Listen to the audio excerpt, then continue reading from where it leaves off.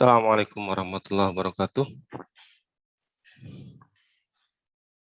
Waalaikumsalam warahmatullahi Warahmatullahi wabarakatuh. Terdengar ya suara saya? Terdengar, Pak. Oke. Yuk kita mulai kuliah kita. Saya mendapatkan tugas dari koordinator mata kuliah ini, yang Ibu Sri Nuryati, untuk menyampaikan chapter tentang parasit pada ikan. Ya. Oke, kita berangkat dari parasit yang kecil ukurannya, ya, bahkan mungkin dari semua parasit ini adalah jenis yang paling kecil, protozoa. Ya, banyak permasalahan yang muncul terkait dengan penyakit dan kesehatan ikan yang diakibatkan oleh adanya penyakit protozoa ini. Ya. Jadi protozoa adalah terkecil ya, dari dunia hewan, dan dia uniselular. Uniselular, ya, jadi hanya satu sel, ya. Kita, ya, manusia, ikan, dan multiselular, terdiri atas beberapa sel, banyak sel, multiselular. Nah, protozoa itu ada uniselular. Jadi parasit yang masih uniselular, ya, dalam hal bentuk anatominya. Ya, protozoa parasitik ada beberapa jenis. Ada Sarcomasticophora, ada Chiliaphora, ada Cynodontospora. Semuanya parasitik pada ikan, dan semuanya menyebabkan gangguan morfologi dan anatomi serta fungsi daripada tubuh ikan, ya, akibat parasit ini. Nah, mari kita coba lihat satu persatu, ya, dari parasitik protozoa ini. Oke, ya, protozoa, ya, sebagian besar memanfaatkan bagian permukaan luar atau jaringan internal pada integumen ikan sebagai lingkungan hidupnya. Jadi dia ada yang ektoparasit, ada yang endoparasit. Ya, yang ektoparasit bisa muncul pada permukaan tubuh, kulit, sisik, insang. Ya. Yang endoparasit ada pada bagian integumen, ya, pada daging, ya, pada otot dari ikan, ya, itu. Jadi bisa ada yang ektoparasit, ada yang endoparasit. Ya.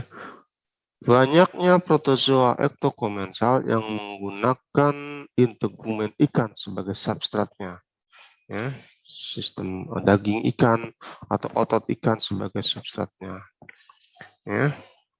Dan dalam jumlah yang banyak dapat juga mengganggu fungsi dari kulit, ya. Akibat dia nempel pada permukaan kulit, dia bisa menyebabkan lesi, luka pada kulit. Dia juga bisa menyebabkan iritasi, bahkan kalau yang sudah parah bisa menyebabkan borok dan sebagainya, sehingga mengganggu fungsi kulit dalam hal osmoregulasi. Ya. Kemudian protozoa yang lain juga bisa merupakan parasit obligat pada epitel kulit dan insang, serta mampu menimbulkan penyakit dan kematian pada ikan. Ya, ada beberapa jenis parasit yang obligat, ya, pada epitel kulit. Obligat itu harus, ya, harus menempel pada epitel kulit dan insang. Ya. Oke. Nah, beberapa contoh parasit protozoa adalah diantaranya flagellata. Namanya saja diambil dari nama bagian tubuhnya, yaitu flagelan, maka disebut flagellata. Protozoa yang berflagel atau mastigophora, ya, sama saja. Seringkali menjadi ektoparasit yang berbahaya. Contoh Oodinium. Oodinium pada ikan air tawar secara khusus. ya, dan Omilodinium pada ikan air laut. Ya. Jadi spesifik inangnya range Oidinium itu hanya menginfeksi pada ikan air tawar, sementara Omilodinium spesifik range hostnya atau inangnya itu pada ikan laut. Ya, merupakan dinoflagellata, flagellata berbentuk piriform, pipih, tipis dengan diameter sampai dengan 150 mikron yang sering menimbulkan wabah atau epizodik yang fatal pada ikan budidaya, baik konsumsi maupun ikan hias. Sarcoma stygopora atau flagellata tersebut mampu menembus kulit maupun insang, jadi bisa penetrasi ya, dan menyebabkan velvet disease ya, atau penyakit velvet. Nah, kemudian parasitik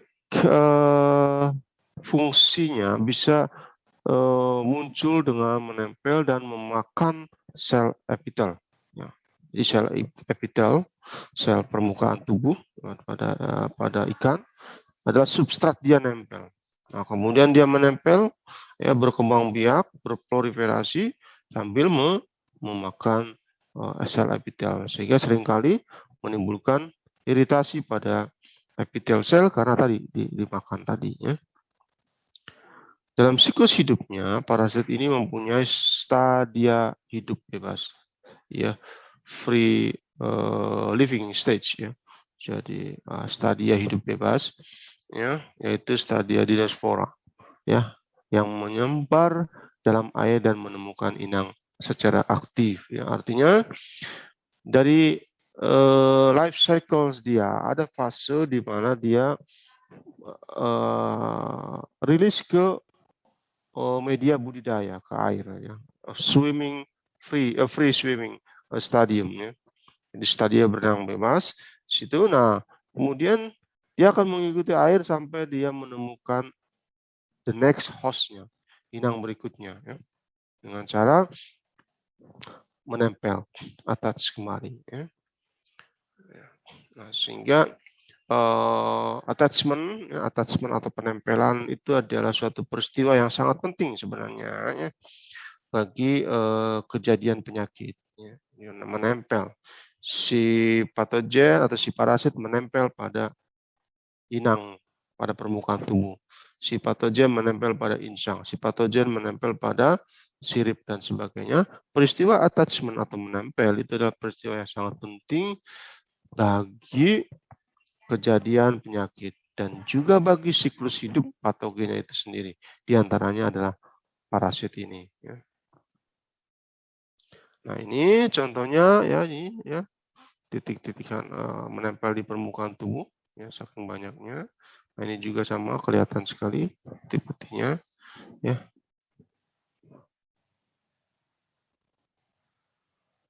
Oke. Pada flagellata yang lain, sebagai contoh Ichthyobodo-necator atau Costia necatrix menimbulkan penyakit kostiasis, ya, penyakit diambil dari nama penyebabnya, Costia necatrix, ya. Jadi kalau kita belajar penyakit, itu ada penyakit yang diambil namanya dari patogen yang menimbulkannya, menyebabkannya. Contoh kostiasis diambil dari Costia necatrix. Ada penyakit yang diambil dari gejala klinisnya yang muncul juga ada. Contohnya pada bakteri ada penyakit namanya motile Aeromonas septicemia. Itu diambil dari Aeromonas, namanya genus penyebabnya, ya. Dan gejala klinis yang munculnya septicemia, ya. Oke. Ada juga penyakit yang diambil dari nama penemunya, ada juga. Itu Robert Koch misalkan, ya, penyakit Koch atau penyakit ND itu kan diambil dari nama penemunya. Nah, ini penyakit diambil dari nama penyebabnya, kostiasis, dari Costia necatrix. Costia necatrix terdistribusi kosmopolitan pada ikan air tawar, artinya bahwa parasit ini banyak ditemukan, host range-nya sangat luas, banyak ditemukan pada ikan air tawar. Jadi hampir tidak ada inang spesifik di ikan air tawar sebagai host daripada Costia ini. Parasit ini kecil ukurannya 10 sampai 15 mikron panjangnya, ya, kecil, sangat kecil ya. Udah hampir mirip-mirip bakteri ya, saking kecilnya. Mempunyai stadia hidup bebas dengan 2 flagella yang tidak sama panjangnya. Stadia dewasa tidak mempunyai flagel. Ya, jadi flagella hanya pada early stage saja, stadia awal saja.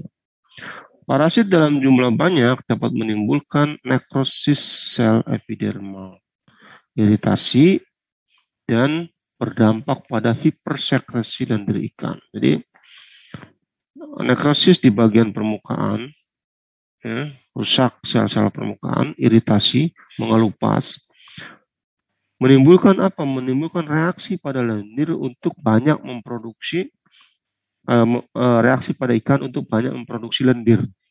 Dalam rangka apa? Menetralisir kerusakan yang muncul di permukaan tadi akibat parasit ini.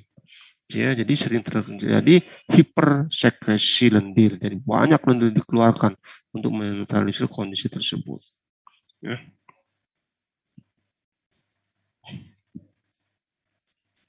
Oke. Nah ini ya contohnya. Nah ini selnya kelihatan. Dan ini menempel di kulit. Ichthyobodonecator menempel pada sel-sel epitel pada permukaan tubuh dan masuk lebih dalam untuk memakan jaringan epitel. Jadi menimbulkan iritasi dan lisis ya, lisis sel. Infeksi Ichthyobodonecator mengakibatkan hiperplasia pada sel-sel mukus dan sel-sel klorid. Nah, hiperplasia itu apa? Ada yang tahu hiperplasia? Hiperplasia itu perbanyakan jumlah sel. Ya, perbanyakan jumlah sel terutama adalah sel-sel mukus dan sel-sel klorid pada epidermis. Sebagai akibat apa? Nah, tadi ini menempel di permukaan, menggerogoti epidermis, permukaan tubuh, maka sel mukus akan memproduksi lebih banyak mukus. Maka disebut sebagai hipersekresi. Hipersekresi itu ya membutuhkan lebih banyak sel-sel untuk menghasilkan lendir. Makanya terjadi hiperplasia, perbanyakan sel-sel mukus di dalam memproduksi dalam memproduksi lendir. Kerusakan seluler dapat mengakibatkan degenerasi, nekrosis, dan deskomasi yang menghasilkan degradasi dan desintegrasi lapisan. Jadi intinya adalah menghasilkan disintegrasi jaringan tubuh. Jadi bisa lepas jaringan tubuhnya. Jaringan otot itu kan sangat kuat ya. Nah, dengan adanya infeksi tadi, ya, itu akan menyebabkan menjadi kendor, ya, disintegrasi lapisan epitel tersebut. Infeksi berat Ichthyobodonecator sangat berbahaya bagi ikan-ikan budidaya. Ikan-ikan budidaya, terutama kelompok ikan siklit. Siklit itu berarti kelompok ikan nila. Ya. Kemudian ikan-ikan lain juga. Ya. Oke. Mortalitas terjadi pada ikan-ikan yang dipelihara dengan kepadatan yang tinggi. Ya, baik pada warm water maupun cold water. Jadi maksudnya adalah terjadi kematian pada ikan-ikan dengan densitas tinggi, baik pada budidaya di tropis maupun subtropis. Ya, warm water itu definisikan sebagai tropis atau air hangat ya, ataupun cold water subtropis ya. Fase-fase di mana musim semi atau musim dingin atau bahkan musim fall tuh, musim gugur ya. yaitu cold water disease. Ya. Oke, kelompok yang kedua dari protozoa adalah Ciliata. Ciliata, namanya juga Ciliata, ada cilia. Cilia itu apa? Cilia, ya rambut-rambut getar di permukaan tubuh. Ichthyopteryus multifilis, ya subkelas Holotrichiae. Adalah penyakit bintik putih pada ikan air tawar yang bersifat kosmopolitan. Kosmopolitan artinya menyerang semua jenis ikan air tawar dan mudah didapatkan pada ikan-ikan air tawar. Ya. Atau hampir semua ikan air tawar itu susceptible. Susceptible itu rentan terhadap parasit ini. Oke. Parasit biasanya menginfeksi epidermis, jadi dia ektoparasit. Ya. Epidermis, sirip, dan juga insang. Ya. Tapi pada kasus epizotik ditemukan juga pada kornea mata, epitel hidung, dan esofagus. Jadi mayoriti adalah ektoparasit, menginfeksi epidermis, permukaan tubuh, sirip, dan insang. Ya. Itu adalah main site daripada Ichthyopteryus multifilis. Parasit berbentuk oval ya, atau bulat dengan diameter 0,5 sampai 1, cukup besar ukurannya ya, dan tampak seperti bintik putih di dalam integumen ikan atau di dalam otot ikan. Ya.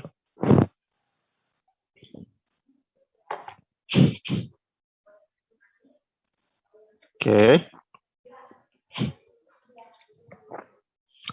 Parasit ini bisa berakibatkan fatal pada semua ukuran ikan.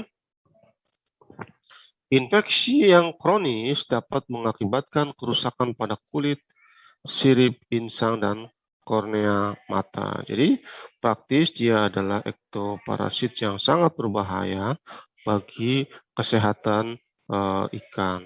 Ya.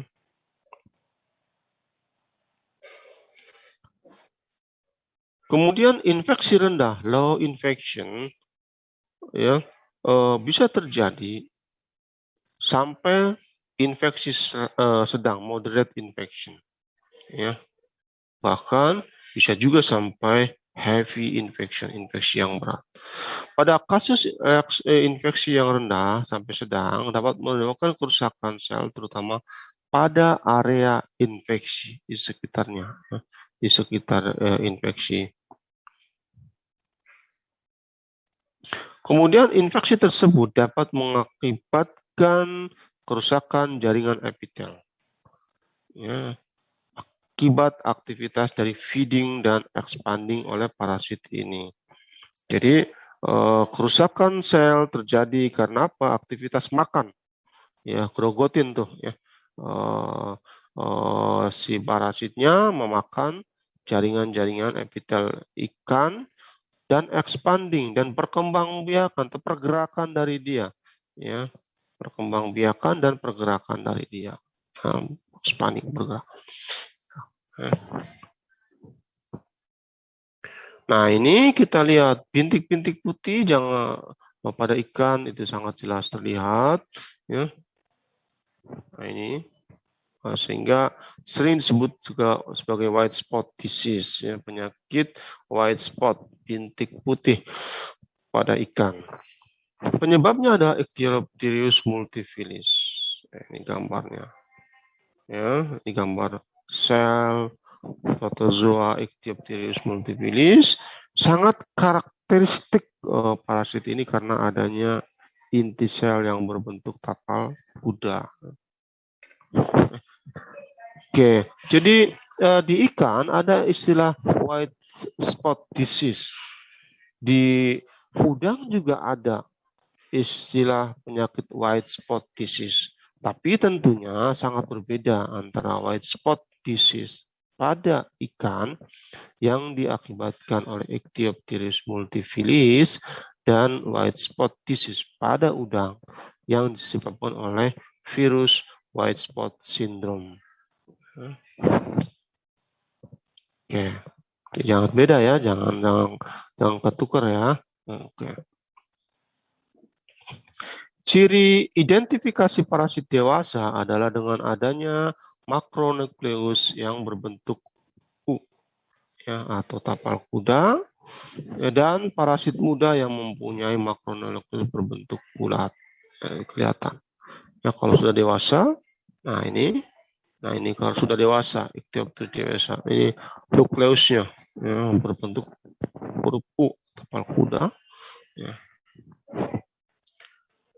Ketika matang, parasit akan melepaskan diri ke air dari kulit ikan yang menyebabkan erosi epitel serta penebalan kutikula. Jadi kalau parasitnya matang, dia lepas diri, keluar dari kulit ikan, merobek kulit ikan, ya, keluar masuk ke media budidaya. Nah, di dalam media budidaya dia mengalami fase apa? Berkembang biakan, fase reproduksi. Oke, ikan berwarna gelap sebelum mati akibat kegagalan osmoregulasi. Jadi kalau kita lihat gambar seperti ini dengan banyak sekali bintik-bintik putih pada permukaan tubuh ikan, maka kita pastikan bahwa kegiatan osmoregulasi dari ikan ini akan terganggu dengan adanya infeksi tersebut. Uptake partikel dari luar, ya, uptake oksigen dari luar, sebagainya, ya, itu akan menjadi terganggu. Parasit yang telah keluar dari tubuh ikan akan mengkista pada substrat. Dia menempel ya, di substrat, baik bebatuan, tanaman air, ataupun dinding wadah, dan membentuk sis, mengeras. Ya, kemudian setelah itu melakukan pembelahan diri. Mulailah fase reproduksi dia di luar tubuh ikan. Ya. Oke. Satu sis bisa menghasilkan sekitar 20 tomit bakal calon individu baru yang berukuran 20 mikron. Ketika sis tadi pecah ya dan akan dikeluarkanlah tomit baru, individu baru, larva baru yang secara aktif akan mencari inang. Ya. Begitu siklus kehidupan daripada Ichthyopterus ini berlangsung. Dewasa di ikan, stadia dewasa di ikan, kemudian merusak epidermis, keluar dari tubuh ikan melalui fase reproduksi, masuklah untuk mencari lagi tubuh ikan lagi. Masa infeksi tomit atau teron sangat terbatas. Tomit itu adalah fase berenang bebasnya. Nah, siste menempel di permukaan substrat. Fase infeksi tomit sangat terbatas terhadap waktu, di mana pada suhu tropis seperti di kita, tomit harus menemukan inang dalam waktu 24 jam. Lebih dia akan mati. Ya. Dalam waktu 24 jam dia harus bisa menemukan inang baru. Nah ini contohnya, trophon in the house of epithelium of fish, ya. Kemudian trophon atau stadia dewasa daripada Ichthyopterus multifilus keluar dari tubuh dengan cara merobek atau menebalkan di permukaan, keluar, kemudian membentuk cyst, ya, menempel, membentuk cyst, ya. Nah kemudian barulah melakukan reproduksi dengan pembelahan. Cyst baru dibentuk, ya. Setelah itu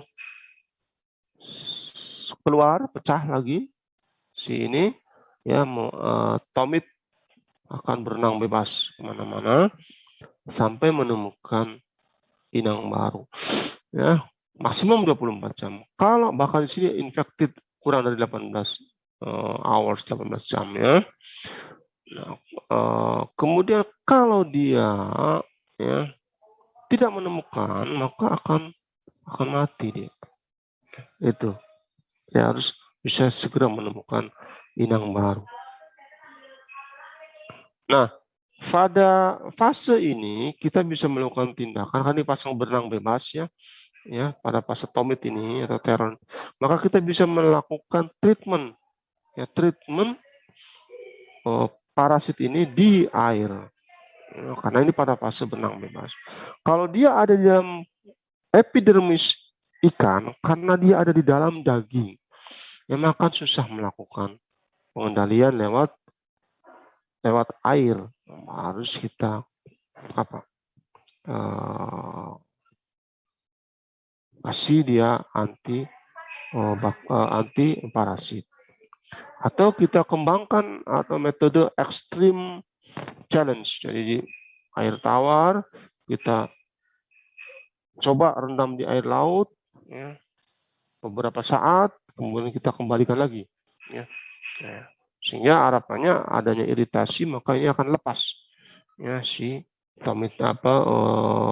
teron tadi ya, yang sudah menempel, tropon tadi yang sudah menempel di permukaan tubuh. Ya.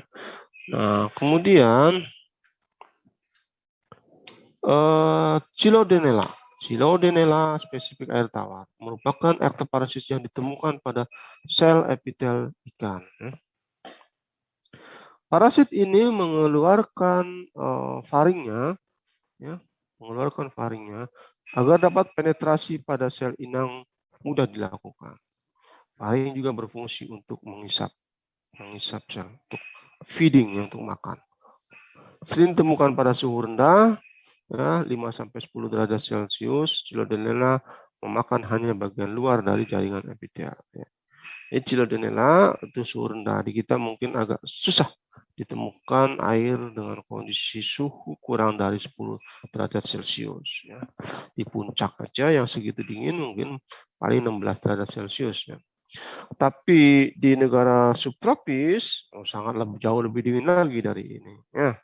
Bahkan sampai mendekati 0 derajat Celcius, ya, suhu titik beku air, ya, itu bisa terjadi. Jadi habit atau kesukaan dia pada temperatur yang optimum dan suhu dingin menyebabkan ini banyak ditemukan di negara-negara subtropis comparing yang terjadi di negara tropis. Oke. Infeksi Chilodenella mengakibatkan hiperplasia. Hiperplasia, ada yang tahu? Perbanyakan jumlah sel. Ya, perbanyakan jumlah sel. Nah, tadi oke. Pada sel-sel mukus dan sel-sel klorid sama dengan ichthyobodonecator, ya. Di Chilodenella sama hiperplasia. Kenapa? Dia harus hiperekskresi mukus. Harus mengeluarkan mukus yang berlebih. Ya. Infeksi Chilodenella mengakibatkan hiperplasia pada sel-sel mukus dan sel-sel klorid. Ya, kerusakan seluler dapat mengakibatkan degenerasi, nekrosis, dan desquamasi yang menghasilkan degradasi dan desintegrasi pada lapisan epitel. Oke, ya. Nah, ini contohnya, ini contoh Chilodenella, ya, menempel di permukaan tubuh, ya, insang kayak ini. Ya, oke. Nah, ini yang besarnya, ya, ini yang ukuran kecil, apa yang perbesaran yang lebih kecil lagi. Ciliata subkelas Patricia yang merupakan ektopara komensal adalah Amylipira, Scipidia, dan Glossatella atau Apiosoma.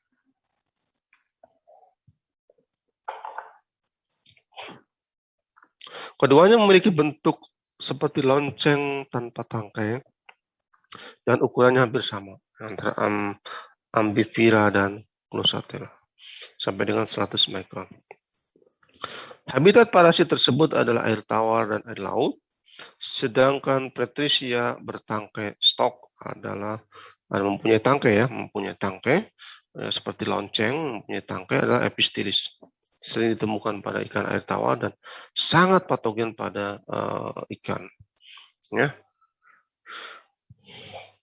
Carcerium, Porticella, dan epistilis dapat menempel pada ikan dan menyebabkan telur. Jadi telur juga sering mati. Artinya dia tidak bisa hatching. Nah ini Nepistilis ya, ada tangkainya, ada seperti lonceng yang bertangkai.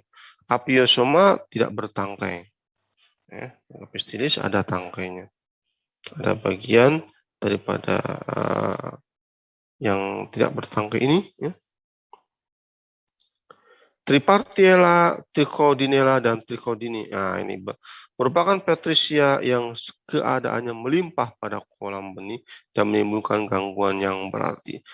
Banyak outbreak daripada Trichodinella dan Tripartiella ini itu pada awal kehidupan atau pada fase-fase benih. Jadi makanya penyakit ini banyak menjadi masalah di pembenihan, terutama di pembenihan ikan ya, di air tawar. Spesies air tawar yang berukuran kecil, ya, sedangkan spesies air laut lebih besar lagi ukurannya. Ya.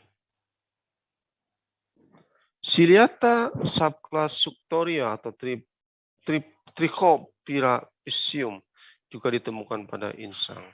Tetrahymena merupakan ciliata yang hidup bebas yang sering kali menginfeksi ikan sehingga timbul reaksi inflamasi pada jaringan ikan yang terkena. Ya, reaksi peradangan pada jaringan ikan yang terkena. Nah ini contohnya, ini Trichodina seperti piring terbang. Ya. Nah, ya, Trichodina. Nah, ini Tetrahyma ya, dan itu tetra. Nah, seperti ini. Ya. Nah, ini banyak menjadi masalah di pembenihan ikan air tawar.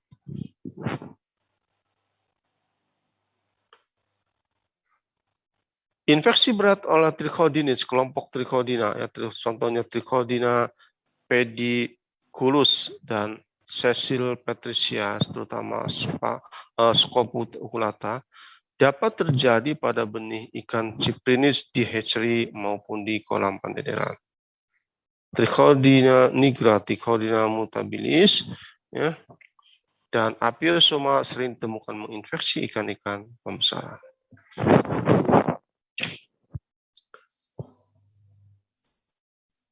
Oke, infeksi Trichodinids ya, Trichodina epizotica, Apiosoma ambifora dan Scopoculata mengakibatkan terjadinya perubahan parameter patologis, yaitu erosi pada epitel insang. Karena parasit-parasit Trichodinid ini yang menginfeksi pada permukaan tubuh ikan, baik di insang ataupun di epidermis kulit, ya, mengakibatkan adanya erosi, pengikisan, ya, pada epitel dari insang dan epitel kulit.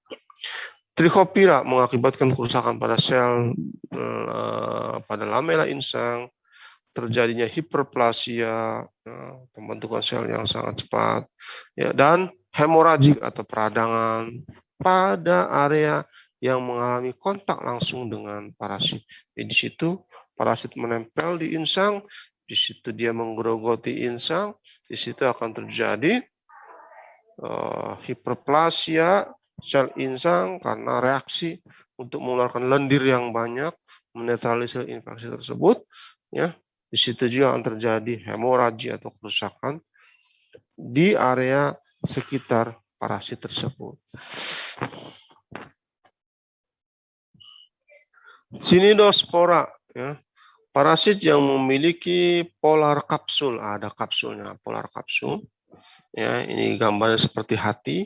Ya, contohnya adalah Microsporidia yang menyerang ikan di Indonesia yang banyak kita temukan, Myxobolus koi.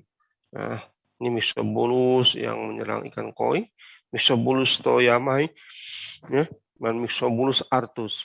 Ya, ketiganya ditemukan pada ikan mas. Heneguya ditemukan pada ikan labirins, gurame, lele, atau betok.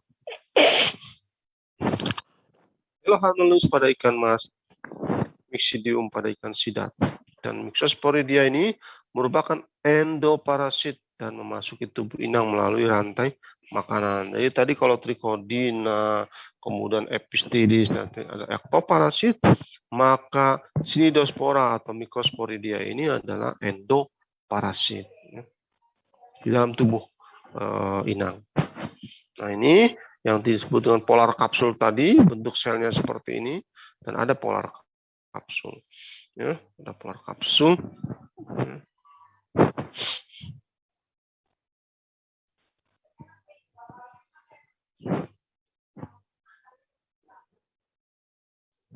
Ini kalau di insang seperti ini, terlihat sekali dengan jelas. Kalau dibuat preparat histologi, nah ini bagian-bagian yang dimana terdapat daripada myxobolus ini.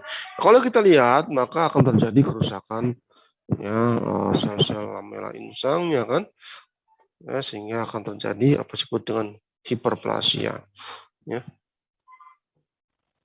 untuk mengeliminir hiperekskresi pada permukaan tubuh inang akibat kerusakan permukaan tubuh.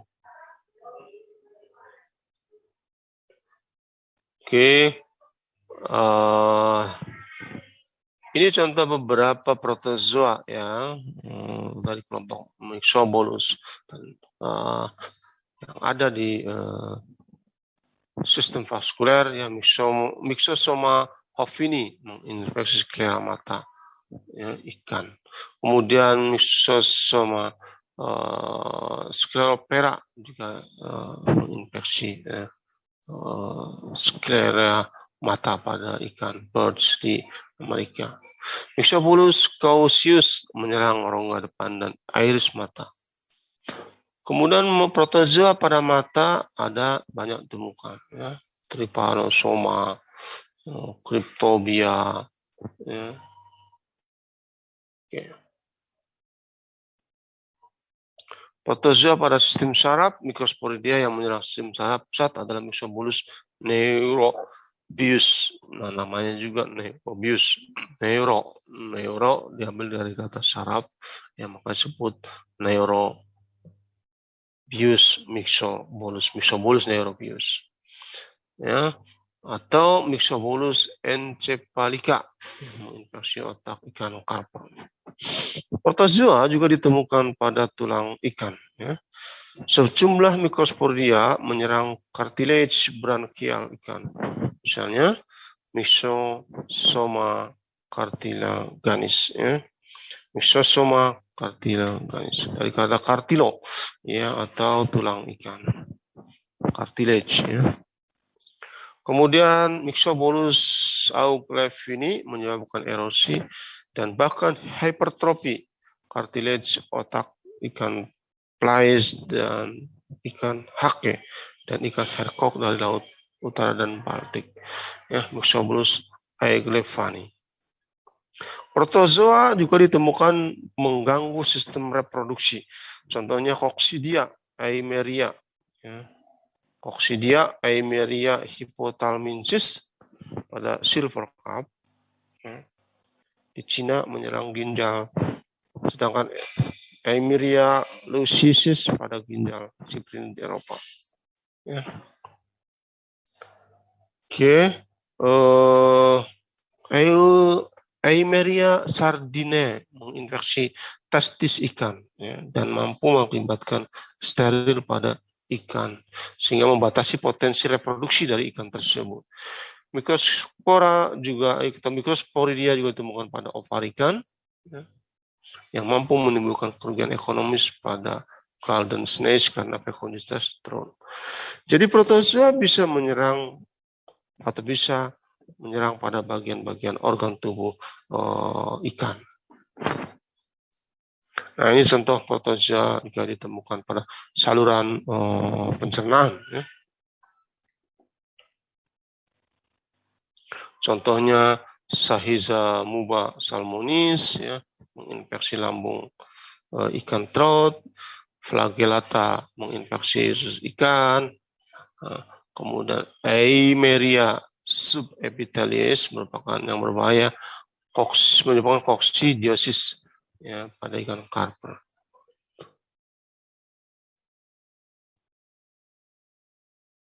Oke, ya ini adalah protozoa. Sebentar ya. Bentar.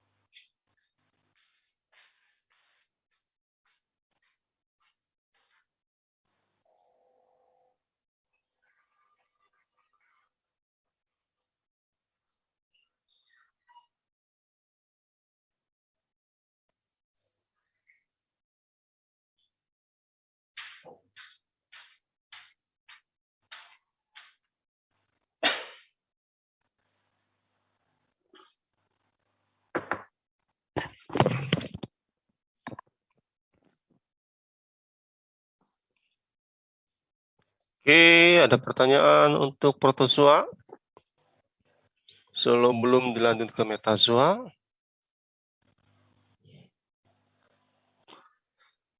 Oke. Tidak ada. Baik, ya. Kita lanjutkan. Suara saya masih cukup terdengar bagus ya? Masih, Pak.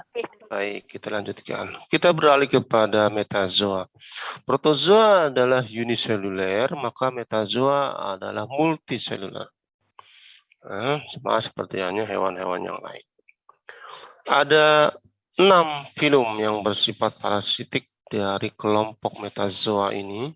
Yang pertama adalah Platyhelminthes, ya, Monogenea, Digenea, dan Cestoda. Ya. Yang kedua ada Aschelminthes, Nematoda, dan yang ketiga Acanthophala. Keempat adalah Mollusca. Ya, di Mollusca juga di samping hewan budidaya ada juga Mollusca mikro yang bersifat parasit. Annelida, ya, kelompok Hirudinea lintah dan sebangsanya juga merupakan parasit, endoparasit, juga arthropoda. Ya, kelompok krustasean. Ya, kelompok krustasean banyak juga yang parasiter ya sifatnya.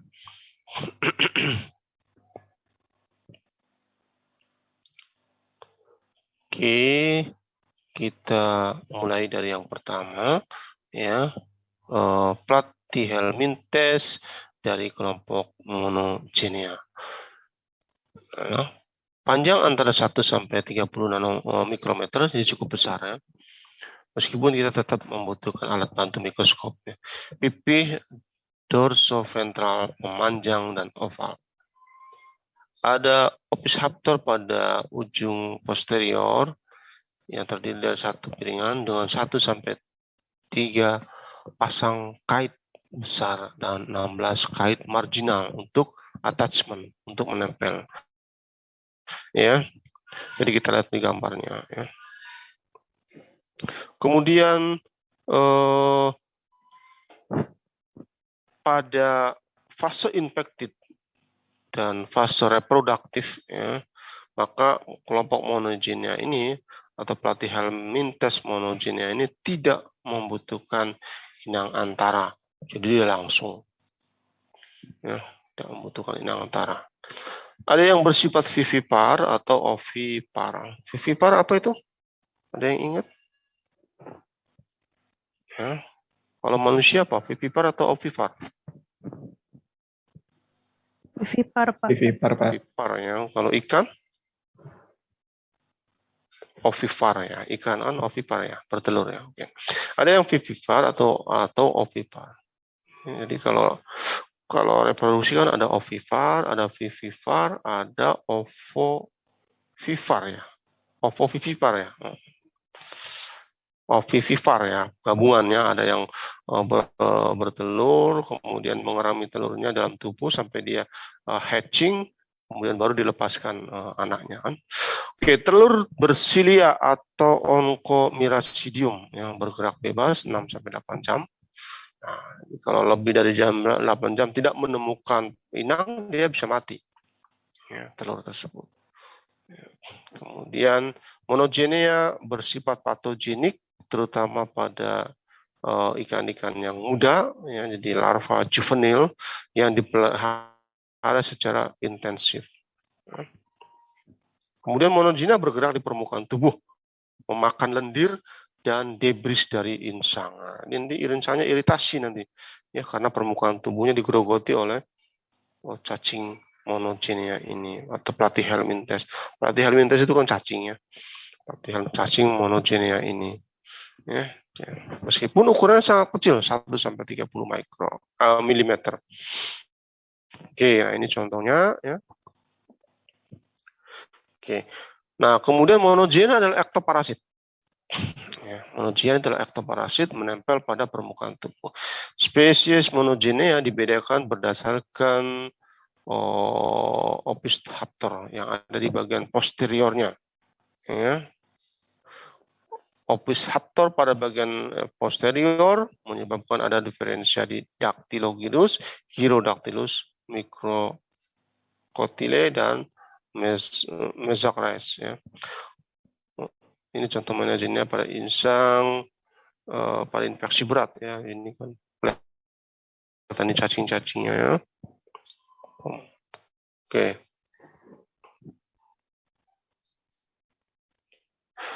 Kemudian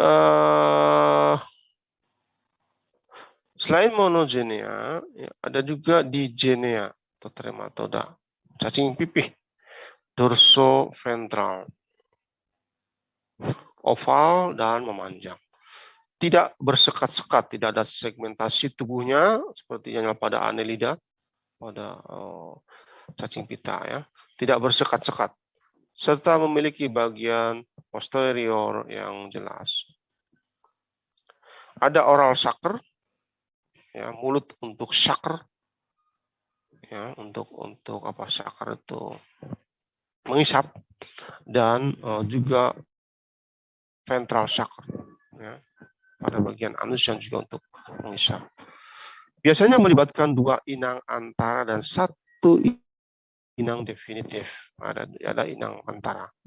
Ya, kalau tadi monogenea itu langsung tidak memiliki inang antara, tapi digenea atau trematoda itu memiliki inang antara sebelum sampai pada inang definitif. Nah, ini contoh daripada digenea tadi ya, atau trematoda tadi. Ya,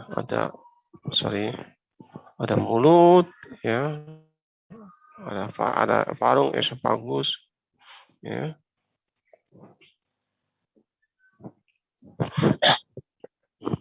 Oke, ada sakernya di sini.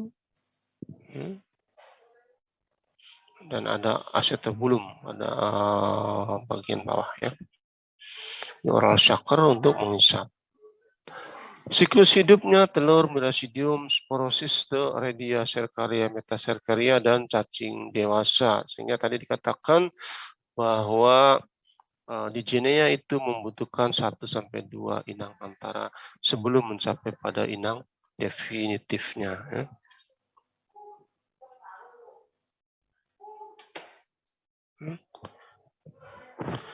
Endoparasit berada pada usus, ya, kandung kemih atau darah inang. Dia endoparasit. Dia ada dalam tubuh. Sedangkan tadi monogenea itu adalah ektoparasit. Kebanyakan adalah ektoparasit. Digenea sebaliknya adalah parasit. Contoh digenea adalah Sanguinicula inermis atau blood flux, cacing darah, yang menginfeksi dan menyebabkan terjadinya proliferasi endotelium pada arteri, insang pucat, dan anemia. Kemudian cestoda. Platyhelminthes yang lain adalah cestoda. Platyhelminthes cestoda dikenal sebagai sebutan cacing pita. Ini tubuhnya terdiri atas koleks bagian atas, alat penghisap bentuk saker dan kait untuk menempel leher yang pendek dan strobila. Nah, sini ada proglotids, ada segmentasi tubuhnya, ada sekatan-sekatan. Siklus hidupnya telur, larva bebas, Corasidium, prokaryoid, plerekaryoid, dan cacing dewasa. Ia juga membutuhkan inang antara. Contohnya adalah pada Pseudophilidae, Tetraphyllide, atau Thylaponormophyllidea. Nah, ini adalah contoh daripada cestoda atau cacing pita. Infeksi cestoda adalah endoparasit pada abdomen menyebabkan perut terlihat buncit dan kadang-kadang mengalami dropsy. Dropsy itu apa namanya? Buncit, kemudian di dalamnya berisi cairan darah yang rusak. Grass carp di Cina mengalami kematian massal sampai 90% akibat infeksi cestoda ini. Ikan yang terinfeksi mengalami lesi, inflamasi pada usus, perdarahan pada perut. Kerusakan kebanyakan adalah kerusakan internal pada ikan akibat infeksi dari cestoda ini. Ligula intestinalis mengakibatkan peradangan dan atrofi viscera yang disebabkan oleh pergerakan parasit, sering dibarengi dengan ascites yang berwarna seperti darah. Ascites itu apa? Pecahnya cairan, pecahnya pembuluh sehingga nanti darah menumpuk di rongga perut. Kemudian ada lagi selain cestoda adalah Platyhelminthes nematoda. Tubuhnya memanjang, silindris, pada beberapa spesies menjadi pipi ke arah posterior, mempunyai alat pencernaan tambahan. Kemudian mempunyai alat pencernaan yang lengkap mulai dari mulut, esofagus, intestin, dan anus. Nematoda. Hidup pada usus ikan, jadi ada endoparasit. Dibedakan berdasarkan ukuran, bentuk kepala, ekor, daerah peralihan antara esofagus dan usus. Jantan ukurannya lebih kecil dibandingkan betina.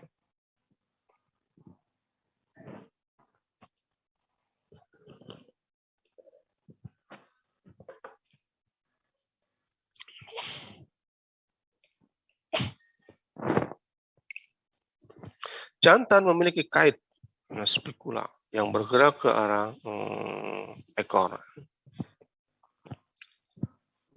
Kemudian contoh daripada cacing ini adalah Camelanus, Anisakis, dan Ascaris. Nah, ini Anisakis ya. Ini Anisakis juga menjadi persoalan ya, terutama mereka-mereka yang suka konsumsi fresh fish ya, ikan-ikan mentah ya.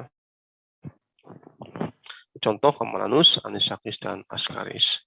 Menginfeksi jaringan Chlorimifera atau Christophsia. Infeksi nematoda pada abdomen mengakibatkan inflamasi pada intestin, granulom, fibrosis, dan hemoragi. Nah, ini contoh siklus hidupnya, ya, mulai dari larva, ya, larva daripada parasit ini dimakan oleh zooplankton, plankton dimakan ikan, hingga ikan tadi larva tadi ada di dalam perut ikan, kemudian ikan dimakan oleh manusia, bisa menginfeksi kepada manusia, atau ikan-ikan kecil ya dimakan oleh ikan-ikan yang besar, dan berkembang biak di ikan-ikan yang besar, ya, kemudian shedding kembali, melepaskan kembali telurnya, begitu siklus itu berlanjut. Ya, infeksi pada manusia bisa terjadi dari nematoda ini kalau Anda mengkonsumsi ikan mentah yang higienisnya itu kurang baik. Ya. Gimana Pak kalau makan sashimi atau sushi? Ya. Sashimi sushi sudah diperlakukan sedemikian rupa. Walaupun dia fresh fish, dia sudah mengalami shock temperatur, ya, yang mungkin menyebabkan larva ini bisa mati. Ya. Acanthocephala, ya, atau spiny headed worm ini bentuknya memanjang, ada hooks-nya, ya. Ada retraktor maskilnya, otot retraktor untuk bergerak up and down daripada hooks ini, kait ini, kemudian ada proboscisnya. Berbentuk silindris, kadang-kadang menampakkan adanya segmen disebut dengan pseudo segmentation. Kalau Annelida tadi segmennya jelas sekali, kalau yang ini pseudo. Dicirikan dengan adanya proboscis untuk melekat pada mukosa inang. Hidup sebagai parasit di usus vertebrata. Jadi adalah endoparasit. Ya, stadia larva bisa berkembang di krustasea. Jadi dia bisa ada inang antara sebelum mencapai inang definitif. Infeksi tingkat rendah atau low infection sampai sedang moderate infection terjadi lokalisasi tempat perlekatan cacing dewasa. Kerusakan akibat penetrasi proboscis tadi ya, di dalam jaringan. Infeksi cacing dapat mengakibatkan proboscis dan granuloma. Ya. Nah ini contoh Acanthocephala ya. Kita lihat ini ya pada daging pada rektum. Ini pada masu salmon. Begitu banyaknya Acanthocephala ditemukan pada bagian daripada usus ikan. Typical development of helminth. Nah, kita lihat ya. Kalau monogenea, ya, berarti helminth, ya, egg langsung menetas menjadi onkomycetium dan langsung menjadi dewasa, attached to fish. Ya, jadi tidak ada fase yang disebut dengan fase di intermediate host di inang antara. Pada digenea, egg menjadi miresidium, pecah menjadi miresidium. Miresidium berkembang menjadi redia, redia menjadi serkaria, serkaria menjadi metaserkaria, dan baru menuju ikan dewasa. Ada fase di mana membutuhkan inang antara untuk perkembangan sporosis atau redia dan serkaria serta metaserkaria. Cestoda juga sama, egg, corocidium, prekorkoid sampai dewasa. Ya. Jadi ada intermediate host ya, yang dibutuhkan oleh Cestoda pada fase prokaryoid sebelum mencapai adult. Bahkan pada fase plerokaryoid pun dia membutuhkan inang antara. Nematoda juga begitu, sama ya. Ya ada telur mentas, ya, kemudian menjadi larva, membutuhkan host antara, berkembang lagi membutuhkan host antara, sampai baru cacing dewasa. Begitu juga Acanthocephala. Akan Topela hanya membutuhkan satu intermediate host ya sebelum menuju ke dewasa. Itu beberapa typical development daripada helmin, monogenea, digenea, cestoda, nematoda, dan anthocefala. Oke, selanjutnya adalah moluska ya. Moluska dari kelas Lamella branchiata. Lamella branchiata, branchium. Contohnya adalah bivalva. Ya. Bivalva, parasit pada sirip dan insang ikan, serta melekat pada permukaan bumbu dengan klem atau penjepit. Ya. Ini contohnya ya ikan yang terinfeksi oleh jenis parasit moluska. Nah ini ya, ini contohnya.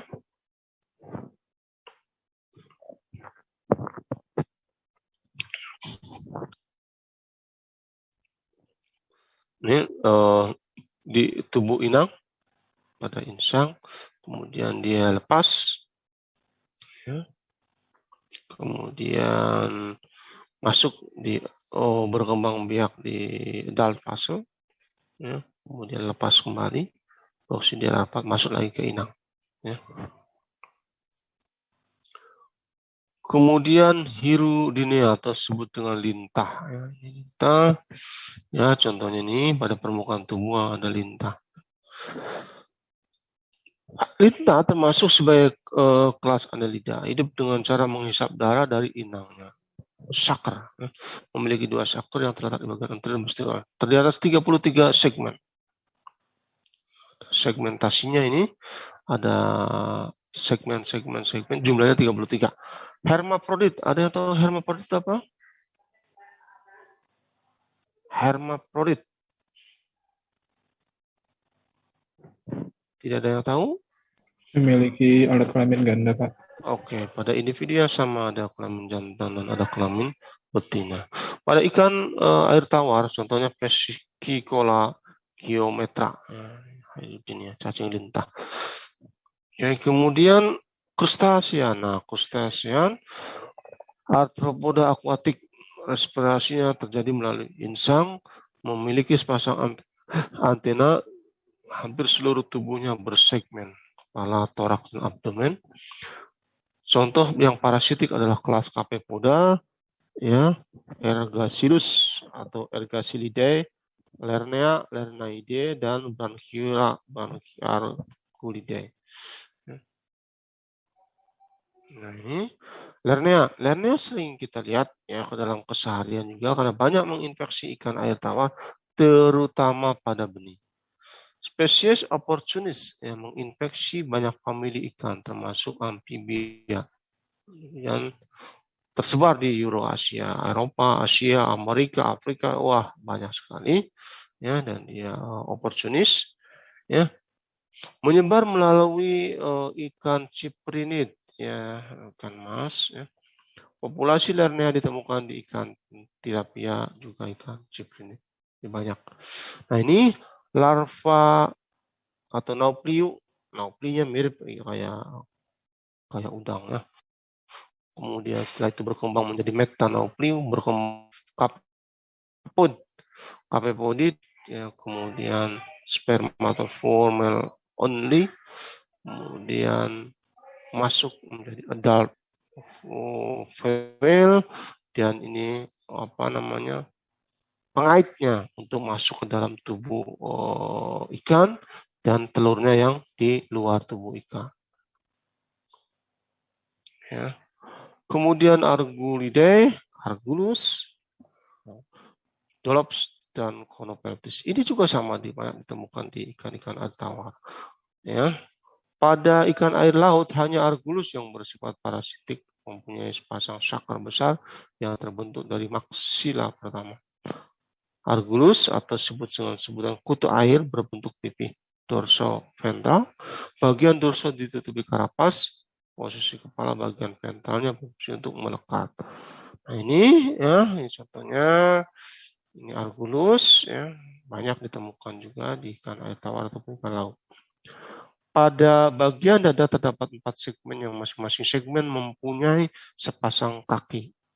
Nah, ini segmen 1, 2, 3, 4 ya. Perut atau abdomen yang gepeng tersusun atas 2 cupping yang berisi testis atau seminal yang memula.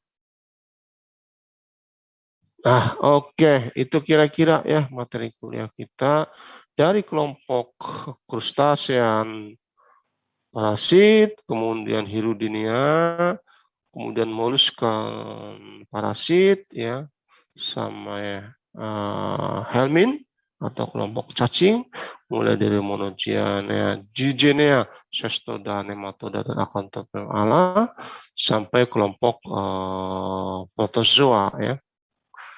Oke, silakan kalau ada pertanyaan.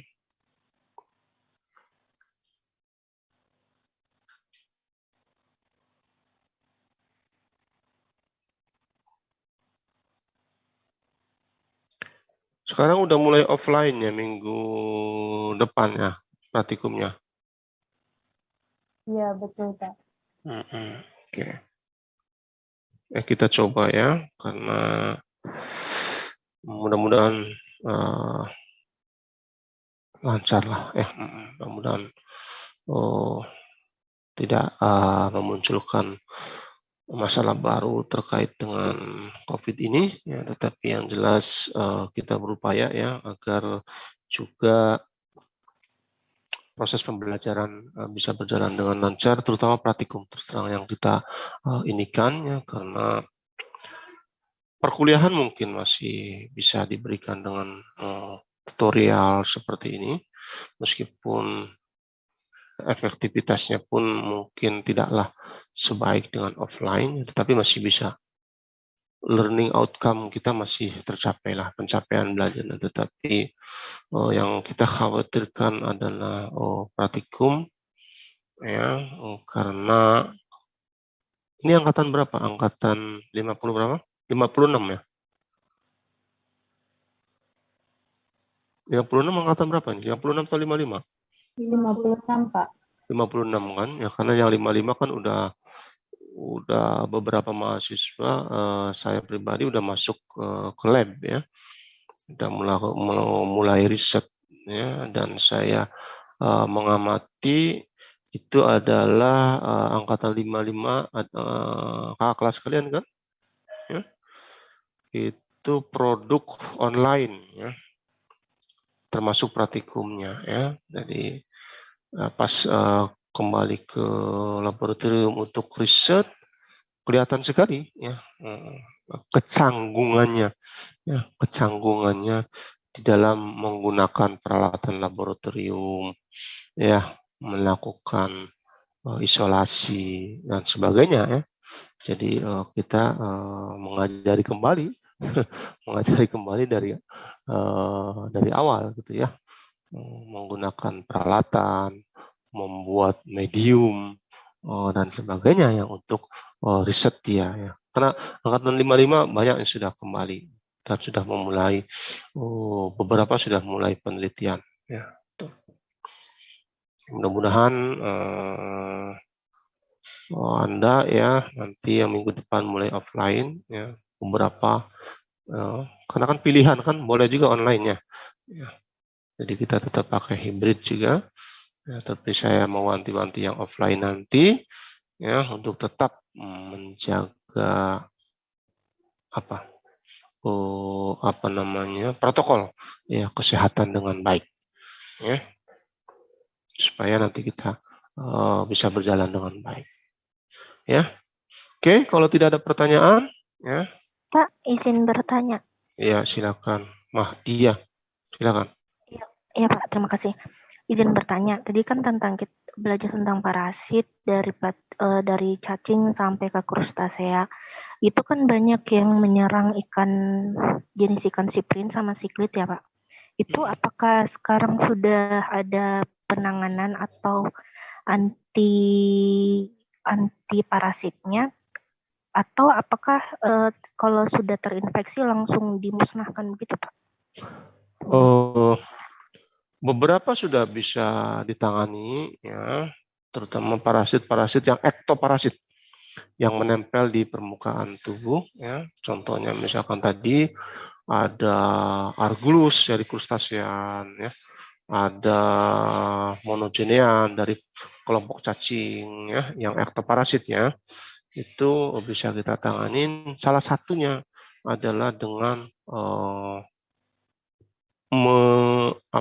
ekstrim salinity atau ekstrim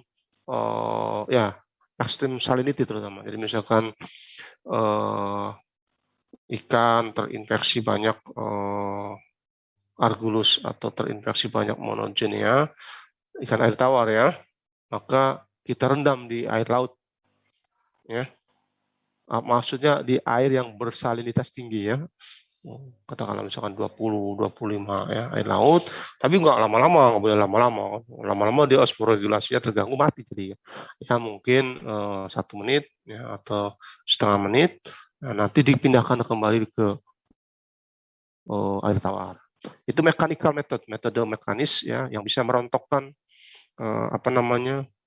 penempelan parasit tadi di permukaan tubuh, ya. Jadi kalau yang ektoparasit seperti itu, atau dia ikan air laut, misalkan ikan air laut contohnya kerapu atau kakap, ya, banyak ditempel di ektoparasit misalnya epistelis dan sebagainya. Nah, kita rendam di air tawar, ya.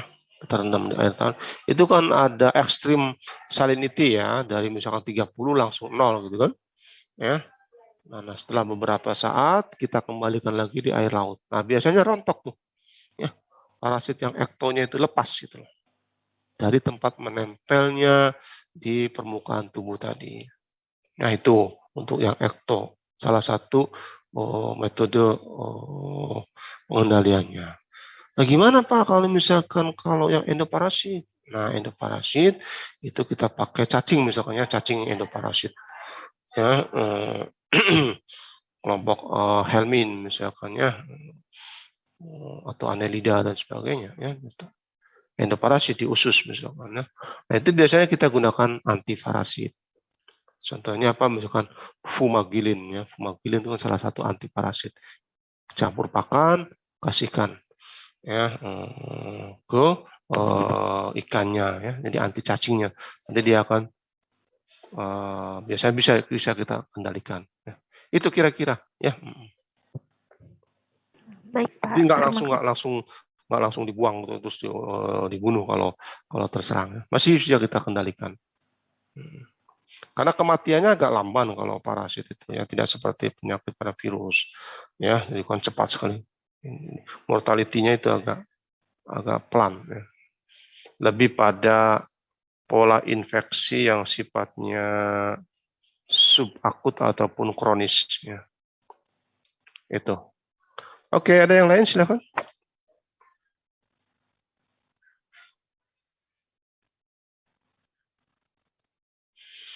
Oke, masih ada? Kalau tidak ada, kita akhiri kuliah kita. Semoga Anda sehat selalu, ya, jaga kesehatan. Yang sudah ada di Bogor juga hati-hati, ya, karena sekarang mungkin nanti banyak berinteraksi kan, ya, apalagi kalau sudah offline untuk praktikum, ya, kita upayakan nanti di dalam kelompok atau paralel 1, paralel 2 pun akan kita pecah lagi, ya, menjadi kelompok yang lebih kecil lagi, ya, sehingga nanti upayanya kita adalah dalam satu running praktikum tidak terlalu banyak mahasiswanya. Setiap mahasiswa memegang alat masing-masing, ya, tidak bertukaran gitu loh. Ya, kalaupun bertukaran harus dibersihkan dulu gitu, ya.